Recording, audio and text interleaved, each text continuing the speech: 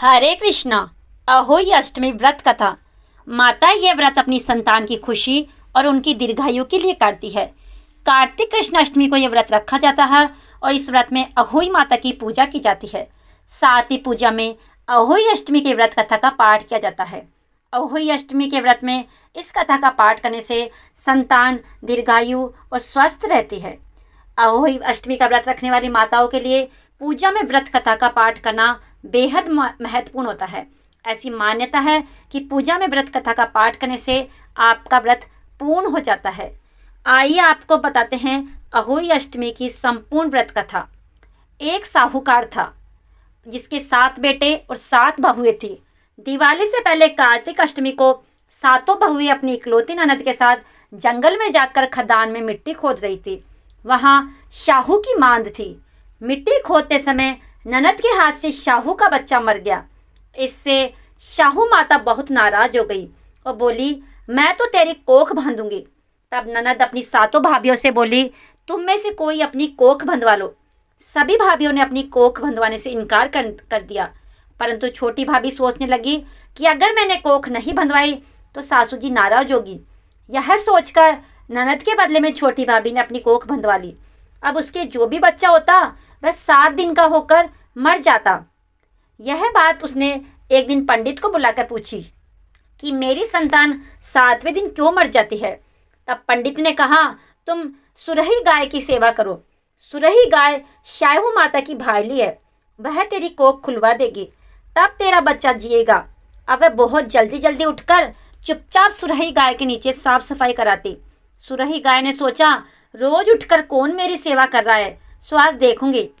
गौ माता खूब सवेरे उठी, देखती है कि साहूकार के बेटे की बहू उसके नीचे साफ सफाई कर रही है। गौ माता उससे बोली, बोलो क्या मांगती हो।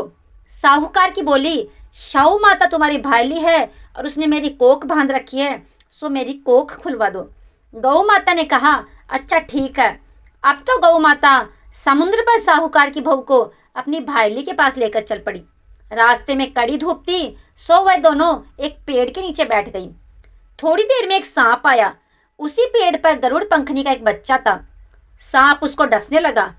तब साहूकार की बहू ने सांप मारकर ढाल के नीचे दबा दिया और बच्चे को दबा लिया। थोड़ी देर में गरुड़ पंखनी आई तो खून देखकर साहूकार की बहू को चोंच मारने लगी। तब साहूकार की बहू बोली, मैंने तेरे बच्चे को नहीं मारा, बल्कि सांप तेरे बच्चे के करीब आया था। मैंने तो उससे तेरे बच्चे की रक्षा की है। यह सुनकर गरुड़ पंखनी बोली, मांग तू क्या मांगती है। वह बोली, 7 समुद्र पार शाहू माता रहती है, हमें तो उसके पास पहुंचा दे। तब गरुड़ पंखनी ने दोनों को अपनी पीठ पर बैठाकर शाहू माता के पास पहुंचा दिया। शाहू माता उनको देख के बोली, आ बहन, बहुत दिनों में आई। फिर कहने लगी, बहन मेरे सिर में जुएं पड़ गई है। तब सुरही के कहने पर साहूकार की बहू ने उसकी सारी जुएं निकाल दी। इस पर शाहू माता प्रसन्न होकर बोली, तूने मेरे सिर में बहुत सलाई घेरी है, इसलिए तेरे 7 बेटे और 7 बहू होगी।